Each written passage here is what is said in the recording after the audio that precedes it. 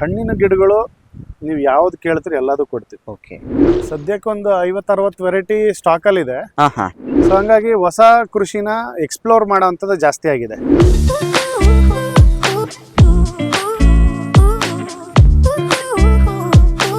Sir ನಮಸ್ಕಾರ sir. ನಮಸ್ತೆ.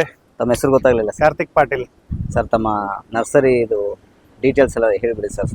ನಮ್ಮದು ಕಿಸಾನ್ ಬಂಧು ವ್ಯವಸಾಯ ಬೇಸಾಯ ಅಂತ ನರ್ಸರಿ ಹೆಸರು. ದಾವಣಗೆರೆ ಸಿಟಿಯಿಂದ 1 ಕಿಲೋಮೀಟರ್ ಆಗುತ್ತೆ. ಶಾಮನೂರಿಂದ ಹೈವೇಗೆ ಅಟ್ಯಾಚ್ಡ್ ಆಗೇ ಇದೆ. ಬನ್ನಿ ಒಳಗೆ. ಸರ್ ಈಗ ನಿಮ್ಮ ನರ್ಸರಿ ಬಗ್ಗೆ ನಾನು ಕೇಳ್ಪಟ್ಟೆ, ತುಂಬಾ ವೆರೈಟಿ ಸಸ್ಯಗಳಿದಾವೆ. ಮಧ್ಯ ಕರ್ನಾಟಕದಲ್ಲಿ ಕಲೆಕ್ಷನ್ಗಳು ಅಂತ ಬಂದಾಗ ನಮ್ಮಲ್ಲಿ ತುಂಬಾ ಕಲೆಕ್ಷನ್ ಇದೆ. ನರ್ಸರಿಗಳು ತುಂಬಾ ಇದೆ, ಬಟ್ ಕಲೆಕ್ಷನ್ ಜಾಸ್ತಿ ಇರೋದು ನಮ್ಮಲ್ಲಿದೆ. ಅದ್ರ ಜೊತೆಗೆ ಈಗೇನಂದ್ರೆ ವೈವಿಧ್ಯ ಮತ್ತೆ ಜಾಸ್ತಿ ಇಷ್ಟಪಡುವಂತ ಯಂಗ್ಸ್ಟರ್ಸ್ ಜಾಸ್ತಿ ಆಗಿದ್ದಾರೆ. ಅಂದ್ರೆ ಒಂದೇ ತರ ಬೆಳೆಯೋದನ್ನ ಕಮ್ಮಿ ಮಾಡಿ ವೆರೈಟಿ ಜಾಸ್ತಿ ಮಾಡಿರೋ ಅಂಥದ್ದು ಜಾಸ್ತಿ ಆಗಿದೆ ಯಂಗ್ಸ್ಟರ್ಸ್ ಅಲ್ಲಿ. ಹಂಗಾಗಿ ಸ್ವಲ್ಪ ಎಕ್ಸಾಟಿಕ್ ಫ್ರೂಟ್ಸ್ ಮೇಲೆ ಒಲವು ಜಾಸ್ತಿ ಆಗಿರೋದ್ರಿಂದ ಎಕ್ಸಾಟಿಕ್ ಫ್ರೂಟ್ಸ್ದು ನಾವು ಮದರ್ ಬ್ಲಾಕ್ ಮಾಡಿದೀವಿ. ಅದ್ರ ಜೊತೆಗೆ ನರ್ಸರಿನೂ ಇದೆ. ಕೆಲವನ್ನ ನಾವೇ ಪ್ರೊಡಕ್ಷನ್ ಮಾಡ್ತೀವಿ, ಕೆಲವನ್ನ ಹೊರಗಡೆಯಿಂದ ಮದರ್ ಪ್ಲಾಂಟ್ಸ್ ಯಾರ ಹತ್ರ ಚೆನ್ನಾಗಿದೆ ನೋಡ್ಕೊಂಡು ಅವ್ರ ಹತ್ರ ತರಿಸ್ಕೊಳ್ತೀವಿ. ಸೊ ಈ ತರ ಪ್ರೊಸೀಜರ್ ಇದೆ ನಮ್ದು. ಸೊ ಮೊದ್ಲೇನ್ ಮಾಡ್ತಾ ಇದೆ ಸರ್ ತಾವು? ನಾವು ಬೇಸಿಕಲಿ ಇಂಜಿನಿಯರ್. 1 ವರ್ಷ ಕೆಲಸ ಮಾಡಿದ್ವಿ. ಆಮೇಲೆ ಆ ವಾತಾವರಣಗಳು ಅಷ್ಟು ನಮಗೆ ಪ್ರಶಸ್ತ ಅನಿಸ್ಲಿಲ್ಲ. ಹಂಗಾಗಿ ವಾಪಸ್ ಕೃಷಿಗೆ ಅಂದ್ರೆ ಮೂಲತಃ ನೀವು ಕೃಷಿ ಮಾಡ್ತಾ ಇದ್ರಿ? ನಮ್ಮ ತಂದೆ ತಾಯಿ ಮತ್ತೆ ಪೂರ್ವಜರೆಲ್ಲ ಕೃಷಿನೇ. ಈ ತೋಟ ಮಾಡಬಹುದಾಗಿತ್ತು, ಈ ನರ್ಸರಿ ಯಾಕೆ ಮಾಡಿದ್ರಿ ಸರ್? ತೋಟ ಇದೆ ಏನು ಅಂತಂದ್ರೆ ಈಗ ನೋಡಿ, ಈ ಅಗ್ರಿಕಲ್ಚರ್ಗೂ ಹಾರ್ಟಿಕಲ್ಚರ್ಗೂ ಬಹಳ ಡಿಫರೆನ್ಸ್ ಇದೆ. ಅಗ್ರಿಕಲ್ಚರ್ ಅಲ್ಲಿ ಡೈಲಿ ನಿಮ್ಮ ಇನ್ವಾಲ್ವ್ಮೆಂಟ್ ಬೇಕಾಗತ್ತೆ.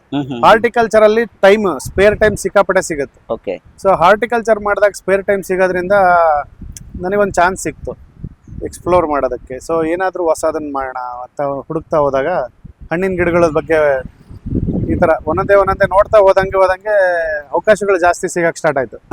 ಸೊ ಹಾಗೆ ಸ್ಟಾರ್ಟ್ ಆಗಿದ್ದು ಕಲೆಕ್ಷನ್ ಮಾಡಕ್ಕೆ ಸ್ಟಾರ್ಟ್ ಆಗಿ ಅದ್ರ ಬಗ್ಗೆ ಇಂಟ್ರೆಸ್ಟ್ ಸ್ಟಾರ್ಟ್ ಆಗಿ ಅದು ಗಿಡಗಳನ್ನು ಪ್ರೊಪಗೇಷನ್ ಮಾಡೋ ಮೆಥಡ್ಗಳನ್ನು ಕಲ್ತ್ಕೊಂಡು ಸೊ ಹಿಂಗೆ ಸ್ಟಾರ್ಟ್ ಆಗಿ ಅದನ್ನು ಸಸಿಗಳು ಕೇಳಿದವರಿಗೆ ಕೊಡೋಕ್ಕೆ ಸ್ಟಾರ್ಟ್ ಆಗಿ ಅದನ್ನೇ ಈಗ ಪ್ರೊಫೆಷನ್ ಆಗಿ ಮಾಡ್ಕೊಳ್ಳೋ ಅಂಥದ್ದು ಆಯ್ತು. ಈಗ ನೇಮ್ ನೋಡಿದೆ ತುಂಬಾ ಚೆನ್ನಾಗಿತ್ತು. ಆ ಥಾಟ್ ಹೆಂಗ್ ಬಂತು ಸರ್ ನಿಮಗೆ? ಇಲ್ಲ, ಅದು ತಮಾಷೆಯಿಂದ ಸ್ಟಾರ್ಟ್ ಆಗಿದ್ದು ಆಕ್ಚುಲಿ. ಓಕೆ. ಈಗ ಒಂದು 10 ವರ್ಷದ ಕೆಳಗೆ ಯೂಟ್ಯೂಬ್ ಚಾನಲ್ ಅಂದ್ರೆ ಅವಾಗಿನೂ ಡಿಜಿಟಲ್ ಕ್ಯಾಮ್ರಾದೊಂದು ಬೂಮ್ ಸ್ಟಾರ್ಟ್ ಆಗಿತ್ತು. ನಾವು ತಗೊಂಡಿದ್ವಿ ತಮಾಷೆಗೆ ಅಂತ ಒಂದು ವಿಡಿಯೋ ಮಾಡಿದ್ವಿ, ನುಗ್ಗೆ ಗಿಡನ ಹೆಂಗ್ ಬೆಳಿಬೇಕು ಅಂತ. ಓಕೆ. ಅವಾಗಿನೂ ನಮ್ಗೆ ಪ್ರೊಫೆಷನಲ್ ಗೊತ್ತಿಲ್ಲ ಅದು. ಹೌದು. ಬಟ್ ಬೆಳೆಯೋ ಅನುಭವ ಇತ್ತು, ಹೆಂಗ್ ಬೆಳಿಬೇಕು ಅನ್ನೋದನ್ನ ಒಂದು 1 take video, no editing, nothing. Mic ಇಲ್ಲ, ಅದ್ರ ಕ್ಲಾರಿಟಿನೇ ಇಲ್ಲ, ಆಡಿಯೋ. ಬಟ್ ಸ್ಟಿಲ್ ಅದನ್ನೊಂದು ಮಾಡಿದಾಗ ಬಹಳಷ್ಟು ಜನ ಎನ್ಕ್ವೈರೀಸ್ ಬರಕ್ ಸ್ಟಾರ್ಟ್ ಆಯ್ತು. ಎಲ್ಲಿ ಸಿಗುತ್ತೆ ಬೀಜ, ಎಲ್ಲಿ ಸಿಗುತ್ತೆ, ಹೆಂಗ್ ಬೆಳಿಬೇಕು ಏನು ಅಂತ. ಸೊ ಇದೆಲ್ಲ ನೋಡಿದಾಗ ಇಲ್ಲ, ಜನಕ್ಕೆ ಎಲ್ಲೋ ಒಂದ್ ಹತ್ರ ಮಾಹಿತಿ ಕೊರತೆ ಇದೆ. ಸೊ ಮಾಹಿತಿ ಕೊಡ್ಬೇಕಾಗತ್ತಲ್ಲ ಅಂತ ಅನ್ಸೋಕ್ ಸ್ಟಾರ್ಟ್ ಆಗಿ ಒಂದು ಕಂಟೆಂಟ್ಸ್ ಮಾಡಕ್ ಸ್ಟಾರ್ಟ್ ಮಾಡಿದೆ. ನಮ್ಮ ತೋಟದಲ್ಲಿರೋ ಗಿಡಗಳನ್ನೇ ಕಂಟೆಂಟ್ ಮಾಡಕ್ ಸ್ಟಾರ್ಟ್ ಆಗಿ. ಸೊ ಹಂಗ್ ಸ್ಟಾರ್ಟ್ ಆಗಿದ್ದು. ಕೆಲವರು ಕಮೆಂಟ್ಸ್ ಅಲ್ಲಿ ಕೇಳೋರು, ಎಲ್ಲಿ ಗಿಡ ಸಿಗತ್ತೆ, ಏನ್ ಬೆಳಿಬೇಕು, ಮತ್ತೇನು, ಆ ಥರದ್ದೆಲ್ಲ ಕಮೆಂಟ್ಸ್ ಅಲ್ಲಿ ಕೇಳಕ್ ಸ್ಟಾರ್ಟ್ ಆದಾಗ ಓಕೆ, ಜನಕ್ಕೆ ಎಲ್ಲಿ ಗಿಡ ಅನ್ನೋದು ಪ್ರಶ್ನೆ ಬಂದಿದೆ. ಸೊ ಅದಕ್ಕೆ ಉತ್ತರ ಹುಡ್ಕೋಣ ಅಂತ ಹುಡುಕಾಡಕ್ ಸ್ಟಾರ್ಟ್ ಆದಾಗ ಸರ್ ಅಕ್ರಾಸ್ ಇಂಡಿಯಾ ಓಡಾಡಿದೀನಿ ನಾನು. ಇಂಥ ಜಾಗ ಬಿಟ್ಟಿಲ್ಲ ಅನ್ನಂಗಿಲ್ಲ. ಆ ಥರ ಗಿಡಗಳನ್ನ ಎಲ್ಲಿ ಪ್ರೊಪಗೇಷನ್ ಮಾಡ್ತಾರೆ, ಯಾವ ಗಿಡ ಯಾವ ಏರಿಯಾದಲ್ಲಿ ಚೆನ್ನಾಗಿ ಬರುತ್ತೆ. ಸೊ ಹಂಗೆ ಹುಡ್ಕಂತ ಹೋದಾಗ ಒಂದು ಬಂದಿದ್ದು ಉತ್ತರ ಅಂದರೆ 90% ನರ್ಸರಿಗಳು ರಾಜಮಂಡ್ರಿಯಿಂದ ತಗೊಂಬಂದು ಮಾರ್ತಾರೆ. ಓಕೆ. ಅಂದ್ರೆ ಪ್ರೊಡಕ್ಷನ್ ಮಾಡೋ ನರ್ಸರಿಗಳ ಬಗ್ಗೆ ಮಾತಾಡ್ತಿಲ್ಲ, ಸೇಲ್ ಮಾಡೋ ನರ್ಸರಿಗಳ ಬಗ್ಗೆ ಮಾತಾಡ್ತಿದ್ದೆ. ಓಕೆ. ಸೊ ಹಂಗಿದ್ದಾಗ ಅಲ್ಲೂ ಹೋದ್ವಿ. ಅಲ್ಲೊಂದು ವಾರ ಉಳ್ಕೊಂಡು ಎಲ್ಲಾ ನರ್ಸರಿಗಳಿಗೂ ಅಬ್ಸರ್ವ್ ಮಾಡಿ ಅಲ್ಲಿ ಮಾತಾಡಿದಾಗ ಅನುಭವಕ್ಕೆ ಬಂದಿದ್ದೇನು ಅಂದ್ರೆ, ಪ್ರೊಡಕ್ಷನ್ ಮಾಡೋ ನರ್ಸರಿಗಳಲ್ಲಿ ಎಲ್ಲೋ ಒಂದತ್ರ ಲೋಪ ಕಂಡಿರುತ್ತೆ. ಫಾರ್ ಎಕ್ಸಾಂಪಲ್ ಈಗ ಮಾವು ಅನ್ಕೊಳ್ಳಿ. ಓಕೆ. ಈಗ ಕೆಲವು ಏನು ಕ್ವಾಲಿಟಿ ಮಾಡಿರೋ ಅಂಥದ್ದು ಗಿಡಗಳಲ್ಲಿ ಕೆಲವು ಸತಿ ಏನಾಗುತ್ತೆ, ಮಿಕ್ಸ್ ಆಗಿರೋಂಥ ಚಾನ್ಸಸ್ ಇರುತ್ತೆ, ಅಥವಾ ಏನೋ ಕ್ವಾಲಿಟಿನಲ್ಲಿ ಡಿಫಾಲ್ಟ್ ಇರುತ್ತೆ. ಅಂಥದನ್ನ ಅವರು ತಮ್ಮ ನರ್ಸರಿನಲ್ಲಿ ಸೇಲ್ ಮಾಡೋಕ್ಕೆ ಅಪೇಕ್ಷೆ ಪಡಲ್ಲ. ಸೊ ಹೋಲ್ಸೇಲಲ್ಲಿ ಡಂಪ್ ಮಾಡಿಬಿಡ್ತಾರೆ. ಸೊ ಅಂಥದನ್ನ ರೀಬ್ಯಾಗ್ ಮಾಡಿ ಮಾರೋ ಅಂಥದ್ದು ಜಾಸ್ತಿ ನಡೆಯುತ್ತೆ ಅಲ್ಲಿ. ಸೊ ಹಾಗಾಗಿ ಆ ವಾತಾವರಣದಲ್ಲಿ ನಮ್ಗೆ ಚೆನ್ನಾಗಿರೋದು ಸಿಗ್ಬೋದು, ಚೆನ್ನಾಗಿಲ್ದೇ ಇರೋದು ಸಿಗ್ಬೋದು. ಸೊ ಹಂಗಾಗಿ ಅದನ್ನ ಆದಷ್ಟು ನಾವು ಅವಾಯ್ಡ್ ಮಾಡಬೇಕು ಅಂತ ಬೇರೆ ಮತ್ತೆ ಡೈರೆಕ್ಟಾಗಿ ಪ್ರೊಡಕ್ಷನ್ ಮಾಡೋ ಸೈಟ್ಗಳನ್ನ ವಿಸಿಟ್ ಮಾಡಿದಾಗ ನಮ್ಗೆ ಅನುಭವಕ್ಕೆ ಬಂದಿದ್ದು, ಒಂದೇ ಜಾಗದಲ್ಲಿ ಎಲ್ಲಾ ವೆರೈಟಿ ಸಿಗಲ್ಲ. ಓಕೆ. ಸೊ ಹಿಂಗಿರುವಾಗ ಒಂದೇ ಜಾಗದಲ್ಲಿ ಎಲ್ಲ ವೆರೈಟಿ ಸಿಗಬೇಕು ಅಂದ್ರೆ ನಾವು ಸ್ಟಾರ್ಟ್ ಮಾಡಿ ಎಲ್ಲೆಲ್ಲಿ ಸಿಗುತ್ತೆ ಅದನ್ನೆಲ್ಲ ತರಬೇಕು, ತಂದಿಟ್ಟು ಮಾರಬೇಕು. ಇಲ್ಲ ನಮ್ದೇ ಮದರ್ ಪ್ಲಾಂಟ್ ಬ್ಲಾಕ್ ಮಾಡ್ಕೊಂಡು ಮಾರ್ಬೇಕು. ಸೊ ಈ ತರ ಬಂದಾಗ ಮದರ್ ಪ್ಲಾಂಟ್ ಬ್ಲಾಕ್ ನಮ್ಮಲ್ಲಿ ಇದ್ದಿದ್ದ ಗಿಡಗಳನ್ನ ನಾವೇ ಪ್ರೊಡಕ್ಷನ್ ಮಾಡಕ್ ಸ್ಟಾರ್ಟ್ ಆದ್ವಿ. ಅದಲ್ದೇನೆ ಕೆಲವು ಈಗ ಫಾರ್ ಎಕ್ಸಾಂಪಲ್ ಒಂದು ನೇರಳೆನೆ ತಗೊಳ್ಳಿ, ನಮಗೆ ಗೊತ್ತಿರೋ ಒಂದು ಇಬ್ಬರು ರೈತರ ಹತ್ರ ಒಂದು ಆಲ್ಮೋಸ್ಟ್ 30-40 ಅಡಿ ಎತ್ತರದ್ದು ಅಂದ್ರೆ ಒಂದು 15ರಿಂದ 20 ವರ್ಷದ ಮರಗಳು ಒಳ್ಳೆ ಈಲ್ಡ್ ಬರ್ತಿರೋ ಅಂತದನ್ನ ನೋಡ್ಕೊಂಡು ಅವ್ರ ಹತ್ರ ಪ್ರೊಪಗೇಷನ್ ಮಾಡಿಸ್ಕೊಂಡು ಸಸಿಗಳನ್ನ ತಂದು ಮಾರಕ್ ಸ್ಟಾರ್ಟ್ ಆಯ್ತು. ಆ ತರ ಒಂದೊಂದೇ ವೆರೈಟಿಗಳದ್ದು ಆ ತರ ಆಗಕ್ ಸ್ಟಾರ್ಟ್ ಆಗಿ ಸೊ ಈಗ ಎಲ್ಲಾ ವೆರೈಟಿಗಳದ್ದು ಕಲೆಕ್ಷನ್ ಮಾಡಿದೀವಿ. ಯಾಕಂದ್ರೆ ಅಕ್ರಾಸ್ ಇಂಡಿಯಾ ಓಡಾಡಿ ಎಲ್ಲೆಲ್ಲಿ ಸಿಗುತ್ತೆ ನೋಡ್ಕೊಂಡು ಮಾಡಿರೋದ್ರಿಂದ ಸಿಗತ್ತೆ. ಅದ್ರ ಜೊತೆಗೆ ಈಗ ಏನಾಗುತ್ತೆ, ಒಂದೇ ಜಾಗದಿಂದ ಎಲ್ಲಾ ತರ ಗಿಡ ತಂದು ಇಡೋದಕ್ಕೆ ಒಂದೇ ಗಾಡಿ ಸಾಕು. ಹೌದು. ಬಟ್ 10 ವೆರೈಟಿ 10 ಕಡೆಯಿಂದ ತರಬೇಕಂದ್ರೆ 10 ಗಾಡಿ ಬೇಕು. ಸೊ ಅಲ್ಲಿ ಕಾಸ್ಟ್ ಆಫ್ ಪ್ರೊಕ್ಯೂರ್ಮೆಂಟ್ ಜಾಸ್ತಿ ಆಗತ್ತೆ. ಸೊ ಹಾಗಾಗಿ ಬೇರೆ ನರ್ಸರಿ ಕಂಪೇರ್ ಮಾಡಿದ್ರೆ ಮೋಸ್ಟ್ಲಿ ನಮ್ದು ಒಂದು 10% 5% ರೇಟ್ ಜಾಸ್ತಿ ಅನ್ಸ್ಬೋದು. ಬಟ್ ಅದಕ್ಕೆ ಕಾರಣಗಳಿರುತ್ತೆ. ಬಟ್ ಕ್ವಾಲಿಟಿನಲ್ಲಿ ನಾವು ಕಾಂಪ್ರಮೈಸ್ ಆಗಕ್ ಚಾನ್ಸಸ್ ಇರಲ್ಲ. ಈಗ ತಮ್ಮ ನರ್ಸರಿಯಲ್ಲಿ ಯಾವೆಲ್ಲ ಗಿಡಗಳು ಸಿಗ್ತಾವೆ ಸರ್ ಈಗ ರೈತರುಗಳಿಗೆ? ಹಣ್ಣಿನ ಗಿಡಗಳು ನೀವು ಯಾವ್ದು ಕೇಳ್ತೀರಿ ಎಲ್ಲದೂ ಕೊಡ್ತೀವಿ. ಓಕೆ. ಈಗ ನಿಮಗೆ ಎಕ್ಸಾಟಿಕ್ ಸಿಗತ್ತೆ, ಸಬ್ ಟ್ರಾಪಿಕಲ್, ಟ್ರಾಪಿಕಲ್ ಎಲ್ಲವೂ ಸಿಗತ್ತೆ. ಟ್ರಾಪಿಕಲ್ಲು ಸಬ್ ಟ್ರಾಪಿಕಲ್ ಬಿಟ್ಟು ಟೆಂಪರೇಟ್ ಗಿಡಗಳು ಕೆಲವನ್ನ ನಮ್ಮ ಸಮಾಧಾನಕ್ಕೆ ಹಾಕೋಬೇಕು. ಫಾರ್ ಎಕ್ಸಾಂಪಲ್ ಆಪಲ್, ಪಿಯರ್ ಇವೆಲ್ಲ ಕಮರ್ಷಿಯಲ್ ಮಾಡಕ್ ಆಗೋದೇ ಇಲ್ಲ. ಮಾರ್ತಾರೆ ಗಿಡಗಳನ್ನ, ಆದ್ರೆ ಕಮರ್ಷಿಯಲ್ ಮಾಡಕ್ ಆಗಲ್ಲ. ಕಮರ್ಷಿಯಲ್ ಎಲ್ಲೂ ಈಲ್ಡು ಬಂದಿಲ್ಲ. ಬರುತ್ತೆ ಈ ಸೈಜ್ ಬರುತ್ತೆ, ಟೊಮೆಟೊ ಸೈಜ್ ಅಲ್ಲಿ ಆಪಲ್ ಬಂದ್ರೆ ಯಾರು ತಗೊಳ್ಳೋದು ಇಲ್ಲ. ಒಳಗೆ ಆಪಲ್ ಕ್ರಿಸ್ಪಿ ಕ್ರಂಚಿ ಇರಬೇಕು, ಗಟ್ಟಿ ಇರಬಾರ್ದು. ನಿಮಗೆ ಪೇರ್ಲೆ ತರ ಗಟ್ಟಿ ಬಂದ್ರೆ ಆಪಲ್ ಅಲ್ಲ ಅದು. ಸೊ ಆ ವಾತಾವರಣಕ್ಕೆ ತಕ್ಕಂಗೆ ಹಣ್ಣುಗಳದ್ದು ಕ್ವಾಲಿಟಿ ಚೇಂಜ್ ಆಗ್ತಾ ಹೋಗುತ್ತೆ. ಸೊ ಹಂಗಾಗಿ ಕೆಲವನ್ನ ನಮ್ಮಲ್ಲಿ ನಾವೇನ್ ಬೆಳಿತೀವಲ್ಲ ಅವನ್ನ ನಮ್ ಖುಷಿಗೋಸ್ಕರ ಬೆಳ್ಕೋಬೇಕು. ಇನ್ ಕೆಲವನ್ನ ನಾವು ಕಮರ್ಷಿಯಲ್ ಆಗಿ ಬೆಳಿಬಹುದು. ಅಂದ್ರೆ ನಿಮ್ ಪ್ರಕಾರ ನಮ್ಮ ಏರಿಯಾಕ್ ಯಾವ ಹಣ್ಣಿನ ಗಿಡಗಳು ಎಕ್ಸ್ಪೆರಿಮೆಂಟ್ ಮಾಡೋದು ತಪ್ಪು ಅಂತ ಹೇಳಲ್ಲ. ನಾವು ಫಸ್ಟ್ ಹಾಕಿ ನಮ್ಮಲ್ಲಿ ಅದ್ರ 100% ರಿಸಲ್ಟ್ ಮಾರ್ಕೆಟ್ ಸೇಲ್ ಮಾಡೋ ತರ ಕ್ವಾಲಿಟಿ ಬರ್ತಾ ಇದೆ ಅಂದ್ರೆ ಖಂಡಿತ ನಾವು ಮಾಡ್ಬೋದು. ಟ್ರಯಲ್ ಅಂಡ್ ಎರರ್ ಬೇಸ್ ಅಲ್ಲಿ. ಹಾ, ನಾನು ಹೇಳ್ತಿರೋದು ಈಗ ಆಪಲ್ ಅಲ್ಲಿ ಅಷ್ಟು ಕಮರ್ಷಿಯಲ್ ಆಗಿ ಎಲ್ಲೂ ಬಂದಿಲ್ಲ ಆ ತರದ್ದು. ಅದನ್ನ ನಾವು ಕಮರ್ಷಿಯಲ್ ಆಗಿ ಏನೋ ಜನಗಳಿಗೆ ಹೇಳ್ಬಾರ್ದು ಮಾಡ್ರಿ ಅಂತ. ಸೊ ಆ ತರದ್ದು ಎಥಿಕ್ಸ್ ಬೇಕಾಗತ್ತೆ ನರ್ಸರಿಗಳಲ್ಲಿ. ಸೊ ನಮ್ಗೆ ನರ್ಸರಿ ಒಂದು ಪರಿಚಯ ಮಾಡಿ ನೋಡಿ. ಈಗ ಇಲ್ಲಿ ಕಾಣ್ತಾ ಇರೋದು ಅಲ್ಫನ್ಸೋ ಮ್ಯಾಂಗೋ, ಅದರಲ್ಲಿ 2 ಸೈಜ್ ಇದೆ. ಎಕ್ಸೆಸ್ ಸ್ಟಾಕ್ ಬೇರೆ ಕಡೆ ಇರುತ್ತೆ. ಇದು 1 ವರ್ಷದ ಗಿಡ, ಇದು 2 ವರ್ಷದ ಗಿಡ. ಇದು 1 ವರ್ಷ 2 ವರ್ಷದ ಸರ್ ಇದು. Okay okay okay. ಈಗ ನಾನು ಇದನ್ನ ಹಾಕೊಂಡ್ರೆ ಎಷ್ಟು ದಿವಸಕ್ಕೆ ನನಗೆ ಬರ್ಬೋದು ಸರ್? ಈಗ 2 ವರ್ಷದ ಗಿಡ ಹಾಕಿದ್ರೆ ನಿಮಗೆ ಮುಂದಿನ ವರ್ಷಕ್ಕೆ ಫ್ಲವರಿಂಗ್ ಬರುತ್ತೆ. ಬಟ್ ಫ್ಲವರ್ ತೆಗಿಬೇಕಾಗುತ್ತೆ. ನೀವು ನೆಲಕ್ಕೆ ಹಾಕಾದ್ಮೇಲೆ 2 ವರ್ಷ ಫ್ಲವರಿಂಗ್ ತೆಗಿಯೋದು ಒಳ್ಳೇದು. ಏನಿರುತ್ತೆ ಸರ್ ರೇಟ್ ಇದು? ಸರ್ ಈಗ 1 ವರ್ಷದ ಗಿಡ 160ರಿಂದ 180 ರೂಪಾಯಿ, 2 ವರ್ಷದ ಗಿಡ 300 ರೂಪಾಯಿ. ಹಿಂಗೆ ವೆರೈಟಿ ಮೇಲೆ, ಏಜ್ ಮೇಲೆ, ಸೈಜ್, ಬ್ಯಾಗ್ ಸೈಜ್ ಮೇಲೆ ರೇಟ್ ಇರುತ್ತೆ. ನಾನು ಈಗ ಏಜ್ ಗಿಡಗಳನ್ನ ತಗೊಳ್ಳೋದಕ್ಕೂ ಈಗ ರೀಸೆಂಟ್ ಗಿಡಗಳನ್ನ ತಗೊಳ್ಳೋದಕ್ಕೂ ಏನು ವ್ಯತ್ಯಾಸ ಇರುತ್ತೆ ಸರ್? ಸರ್ 2 ವ್ಯತ್ಯಾಸ. ನೀವು ಎಕರೆಗಟ್ಲೆ ಮಾಡ್ತಿದ್ದಾಗ ಆದಷ್ಟು 1 ವರ್ಷದ ರೇಂಜ್ ಅಲ್ಲಿರೋ ಗಿಡಗಳು ಹಾಕೋದು ಒಳ್ಳೇದು.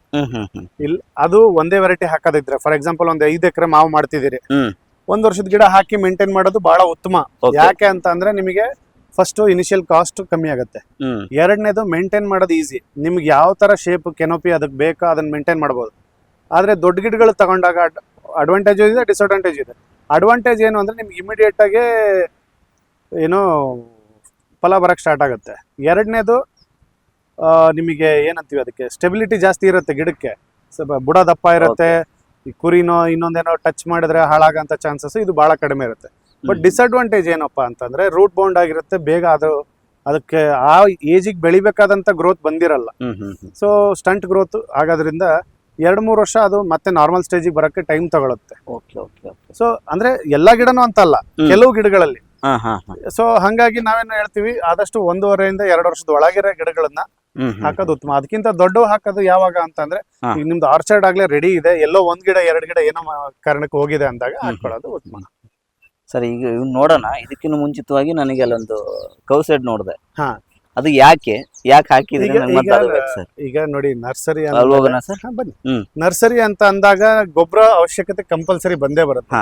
ಸೊ ಗಿಡಗಳು ಬೆಳೆಸುವಾಗ 20% ನಮಗೆ ಗೊಬ್ಬರ ಬೇಕೇ ಬೇಕು. ಸೊ ಆ ಗೊಬ್ಬರನ ನಾವು ಯಾವ ರೀತಿ ಕೊಡ್ತೀವಿ ಅದು ಬಹಳ ಇಂಪಾರ್ಟೆಂಟ್.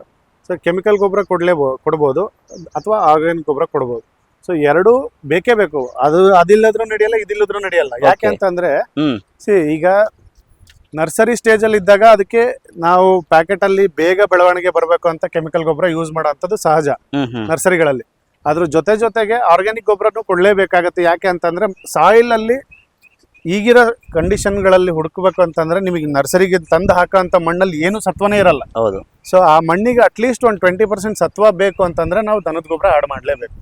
ಸೊ ಹಂಗಾಗಿ ನಮಗೆ ದನದ ಗೊಬ್ಬರ ಅವಶ್ಯಕತೆ ಇದ್ದೇ ಇದೆ. ಅಂದ್ರೆ ಈಗ ನೀವು ಇದು ದನದ ಕೊಟ್ಟಿಗೆ ಗೊಬ್ಬರನೂ ಯೂಸ್ ಮಾಡ್ತೀರಾ ಸರ್ ಈಗ? ಹೌದೌದು, ನಾವು ಮಣ್ಣು ಮಿಕ್ಸ್ ಮಾಡುವಾಗ ಹಾ ಹಾ ದನದ ಗೊಬ್ಬರ ಆಡ್ ಮಾಡ್ತೀವಿ.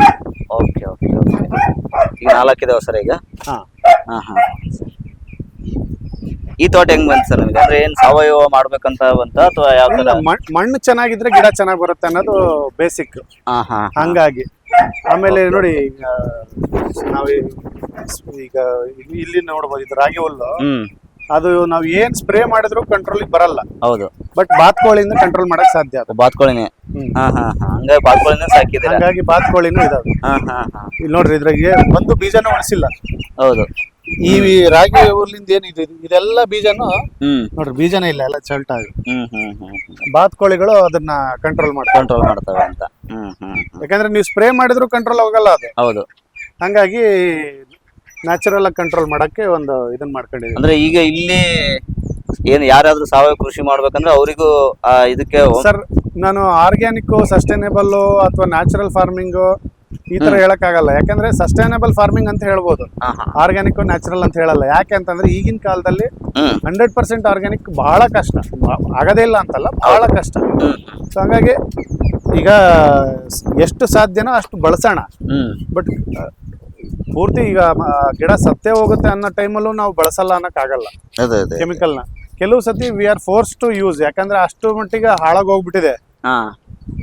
ಹಂಗಾಗಿ ಈಗ ನಿಮ್ಮ ಹತ್ರ 100 ಎಕರೆ ಇದ್ರೆ 20 ಎಕರೆ ಫುಲ್ ಆರ್ಗ್ಯಾನಿಕ್ ಮಾಡಿ, ಬಟ್ ಅದರಲ್ಲಿ ಈಲ್ಡ್ ಕಡಿಮೆ ಇರುತ್ತೆ. ಬಟ್ 5 ಎಕರೆ ಇರೋನು ಫುಲ್ ಆರ್ಗ್ಯಾನಿಕ್ ಮಾಡಕ್ ಸ್ಟಾರ್ಟಿಂಗ್ ಅಲ್ಲೇ ಹೋದ್ರೆ ಕಷ್ಟ ಆಗುತ್ತೆ.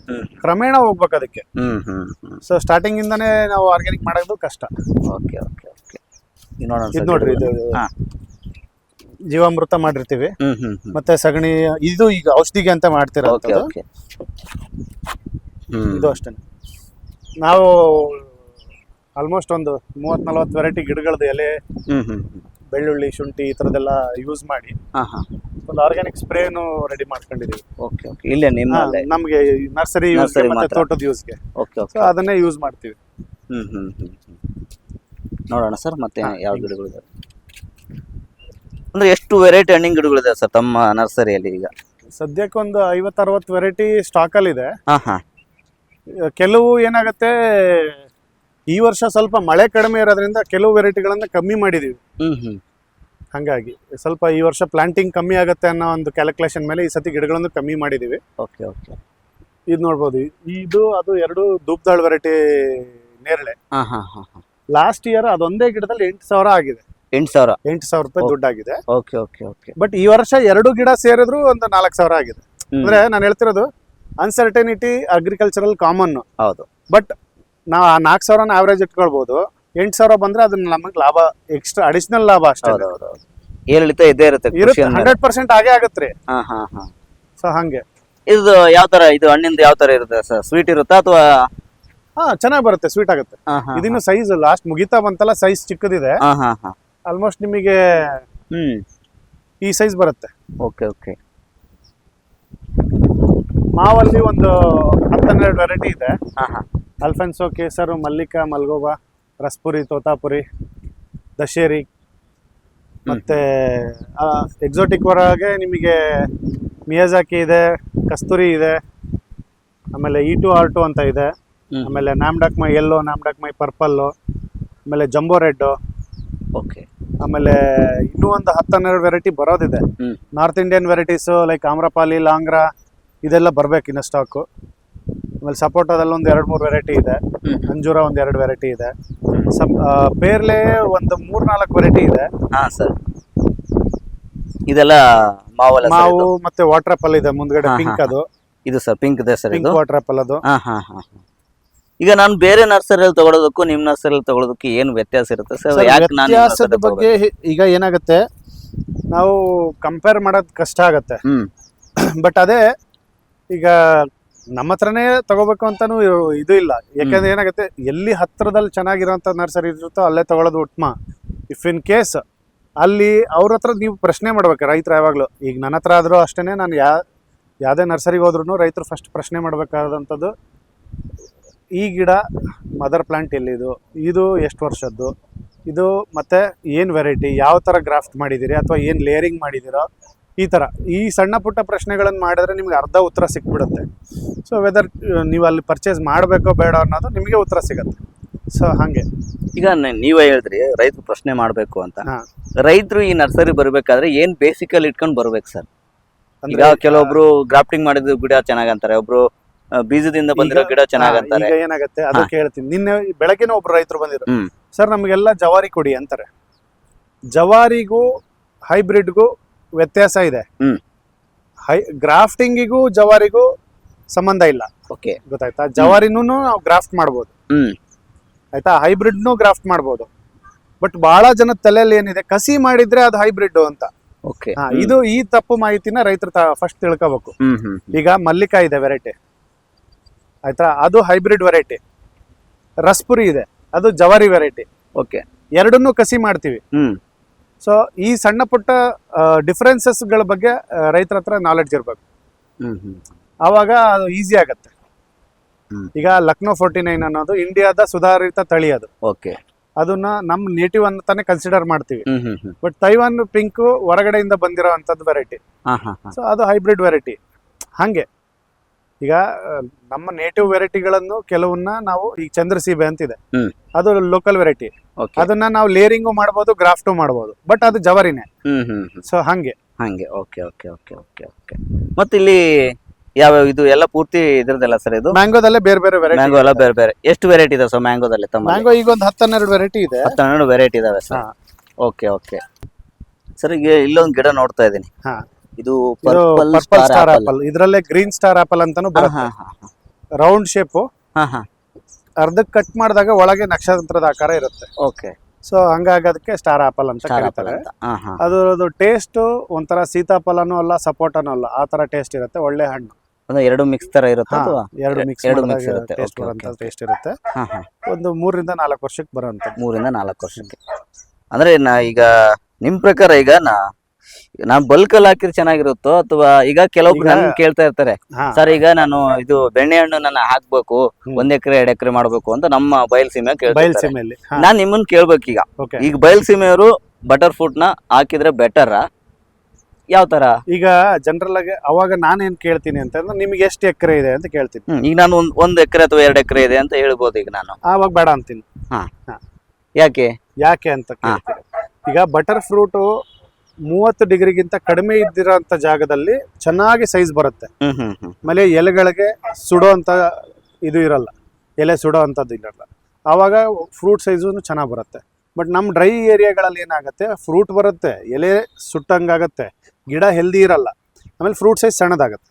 ಫ್ರೂಟ್ ಸೈಜ್ ಸಣ್ಣದಾತ ಅಂದ ತಕ್ಷಣ ಮಾರ್ಕೆಟಿಗೆ ಡಿಮ್ಯಾಂಡ್ ಇರಲ್ಲ. Okay okay. ಸೊ ಇದು ಮೇಜರ್. ಅಂದ್ರೆ ನಿಮ್ ಪ್ರಕಾರ 1-2 ಮನೆಗಳಿಗೆ ಹಾಕೊಂಡ್ರೆ ಬೆಟರ್ ಅಷ್ಟೇ. ಈಗ ತೆಂಗಿನ ತೋಟ ಇರುತ್ತೆ, ಸ್ವಲ್ಪ ನೆರಳು ಚೆನ್ನಾಗಿರುತ್ತೆ ಅಂತ ಹತ್ರ ಹಾಕೊಳ್ಳಿ. 1-3-4 ಗಿಡ ಹಾಕೊಳ್ಳಿ, ಬರುತ್ತೆ. ಕಮರ್ಷಿಯಲ್ ಆಗಿ ಮಾಡುವಾಗ ನೀವು ಅವನ್ನೆಲ್ಲ ಕನ್ಸಿಡರೇಷನ್ ತಗೋಬೇಕು.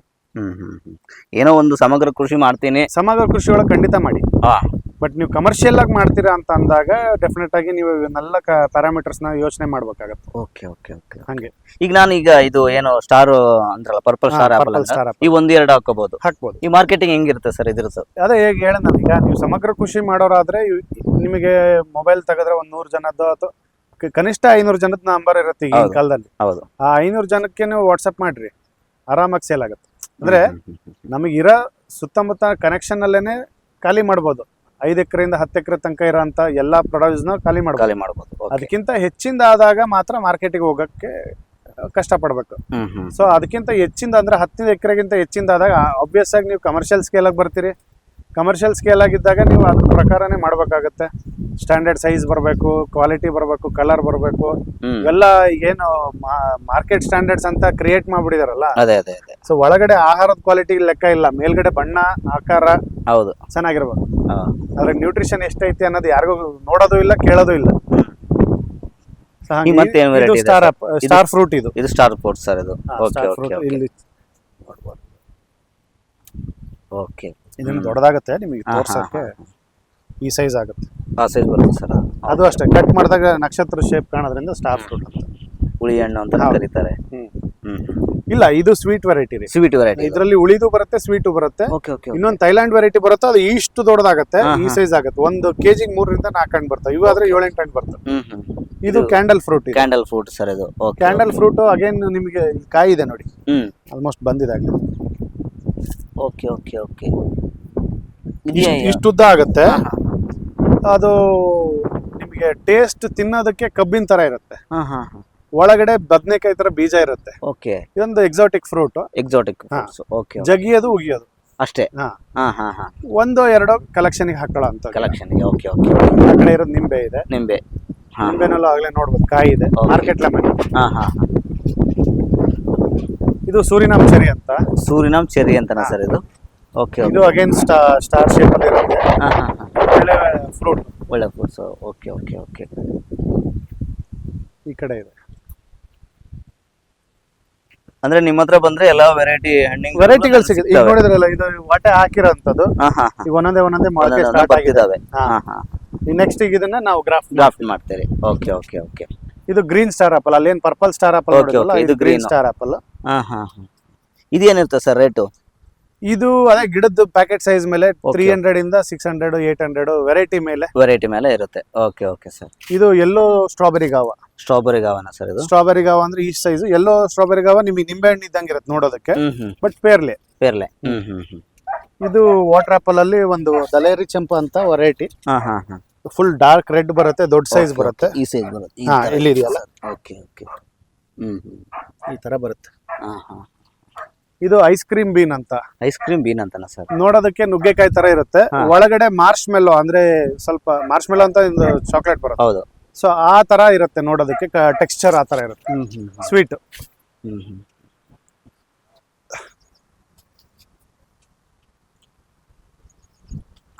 ಇದು ಕ್ಯಾಕ್ ಜಾಮ್ ಅಂತ. ಕ್ಯಾಕ್ ಜಾಮ್ ಅಂತ. ಕ್ಯಾಕ್ ಜಾಮ್ ಅಂತ. ಹಾ ಹಾ ಸಣ್ಣದು ಇಷ್ಟಿಷ್ಟೇ ಕರಿ ಕಲರ್ದು ಹಣ್ಣು ಬರುತ್ತೆ, ಗೊಂಚಲು ಬಿಡುತ್ತೆ. ಹಾ ಹಾ.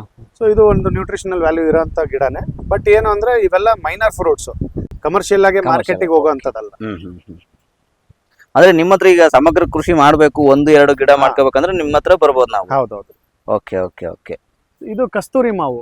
ಕಸ್ತೂರಿ ಮಾವು ಅಂತನಾ ಸರ್ ಇದು? ಹಾ, ಈಗೇನ್ ಇದು ಕಾಂಡ ಕಾಣ್ತಿದ್ಯಲ್ಲ, ಹಾ ಹಾ. ಇದೇ ಕಲರ್ ಅಲ್ಲೇ ಕಾಯಿ ಸಿಪ್ಪೆನೂ ಬರುತ್ತೆ. Okay okay okay. ಕೆಲವರು ಬ್ಲಾಕ್ ಸ್ಟೋನ್ ಮ್ಯಾಂಗೋ ಮತ್ತೆ ಕಸ್ತೂರಿ ಮಾವು ಎರಡು ಬೇರೆ ಬೇರೆ. ಹಾ ಹಾ. ನಮ್ಮ ಹತ್ರ ಇರೋದು ಈ ಕಸ್ತೂರಿ. ಕಸ್ತೂರಿ. Okay okay sir. ಇದು ಮಿಯಾಜಾಕಿ. ಮಿಯಾಜಾಕಿನ ಸರ್ ಇದು? ಹೌದು. Okay sir. Okay okay. ಇದೇನು ಇರುತ್ತೆ ಸರ್ ರೇಟ್ ನಿಮ್ಮ ಹತ್ರ?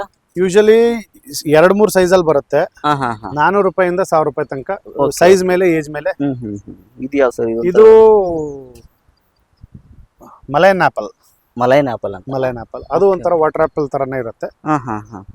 ಇದು ಇಟು ಆರ್ಟು ಅಂತ, ಆಸ್ಟ್ರೇಲಿಯಾದು ಜಂಬೋ ರೆಡ್ ಅಂತೀವಿ. ಹಾ ಹಾ. ಇಟು ಆಟೋ ಅಂತ? ಹಾ, ಇದು ವೆರಿಗೇಟೆಡ್ ಮೋಸಂಬಿ. ಹಾ ಹಾ. ಮೋಸಂಬಿ ಒಳಗೆ ವೆರಿಗೇಟೆಡ್. ಇದು ನಾಮ್ಡಕ್ಮೈ ಎಲ್ಲೋ. Okay okay. ಅಲ್ಲಿರೋದು ನಾಮ್ಡಕ್ಮೈ ಪರ್ಪಲ್ ಇದೆ. ಹಾ ಹಾ. ಅಂದ್ರೆ ನಿಮ್ಮ ಹತ್ರ ಬಂದ್ಬಿಟ್ರೆ ನನಗೆ ಆಲ್ ವೆರೈಟಿ ಗಿಡಗಳು ನನಗೆ ಸಿಗ್ತವೆ? ಸಿಗತ್ತೆ. ಇದು ನೋಡಿ ಅಗೇನ್ ಮಟೋವಾ ಅಂತ. ಮೊಟೋವಾ ಅಂತನಾ? ಓಕೆ. ಇದು one of the finest fruit. ಈ ಸೈಜ್ ಬರುತ್ತೆ, ಮೊಟ್ಟೆ ಶೇಪ್ ಅಲ್ಲಿ ಇರುತ್ತೆ, ಮೊಟ್ಟೆ ಸೈಜ್ ಅಲ್ಲೇ ಇರುತ್ತೆ. ಓಪನ್ ಮಾಡಿ ತೆಗೆದಾಗ ಒಳಗಡೆಗೆ ಒಂಥರ ವೈಟು ಅಲ್ಲ, ಹಳದಿನೂ ಅಲ್ಲ, ಆ ತರ ಪೇಲ್ ಎಲ್ಲೋ ಕಲರ್ದು ಪಲ್ಪ್. ಒಳಗಡೆ ಒಂದು ಮೀಡಿಯಂ ಸೈಜ್ ಬೀಜ ಇರುತ್ತೆ, ಬಾದಾಮಿ ಸೈಜಿನ ಒಂದು ಬೀಜ ಇರುತ್ತೆ. ಒಳ್ಳೆ ಫ್ರೂಟ್ ಇದು. ನಮ್ ಬಯಲ್ ಸೀಮಿಗೆ ಆಗತ್ತೆ, ಬಟ್ ಕಮರ್ಷಿಯಲ್ ಆಗಿ ಸದ್ಯಕ್ಕೆ ಯಾರಿಗೂ ಮಾಡಬೇಡಿ ಅಂತಾನೆ ಹೇಳ್ತೀವಿ. Okay okay. ಅದೇ ಕಮರ್ಷಿಯಲ್ ಅಂದ್ರೆ ಈಗ ನಮ್ ಕಡೆ ಯಾವ್ದು ಅನುಕೂಲ ಇರುತ್ತೋ ಅದನ್ನ ಮಾಡಿದ್ರೆ ಬೆಟರ್. ಈಗ ಏನಾಗುತ್ತೆ ಸರ್, ನಮ್ಮಲ್ಲಿ ಇದು ನೋಡಿ, ಇದು ರೆಡ್ ಐವರಿ ಅಂತ ನಮ್ ತೋತಾಪುರಿ ತರಾನೇ ಕಾಣುತ್ತೆ ನೋಡಕ್ಕೆ, ಬಟ್ ಈ ಸೈಜ್ ಉದ್ದ ಬರುತ್ತೆ. ಆಲ್ಮೋಸ್ಟ್ ಒಂದು 950 ಗ್ರಾಮ್ಸ್ ತನಕನೂ ಬೆಳೆಯುತ್ತೆ. ಫುಲ್ ಡಾರ್ಕ್ ರೆಡ್ ಇರುತ್ತೆ ಸಿಪ್ಪೆ. ಇದೆಲ್ಲ ನೇರಳೆನಾ ಸರ್ ಇದು? ಹಾ, ಇದು ಒಂದು ನೇರಳೆದ ವೆರೈಟಿ, ಅಂದ್ರೆ ಮೈಸೂರು ನೇರಳೆ ಅಂತ, ಚಿಕ್ಕ ಸೈಜ್ ಕಾಯಿ. ಇದನ್ನ ನೀವು ಆರ್ನಮೆಂಟಲ್ ಆಗು ಬಳಸಬಹುದು, ಬೇಲಿಗೂ ಬಳಸಬಹುದು, ಹಣ್ಣು ತಿನ್ನಕ್ಕೂ ಬಳಸಬಹುದು, ಹೆಡ್ಜ್ಗೆ ಹಾಕಂಗೂ ಮಾಡಬಹುದು. ಒಳ್ಳೆ ವೆರೈಟಿ. ಅಂದ್ರೆ ಪಕ್ಷಿಗಳು ಇಷ್ಟಪಟ್ಟು ತಿಂತವೆ. Okay okay okay. ಇದು ಅರ್ಜಬೋಯ್ ಅಂತ ಹೇಳಿ. ಅರ್ಜಬೋಯ್. Okay okay sir. ಈ ಸೈಜ್ ಬರುತ್ತೆ.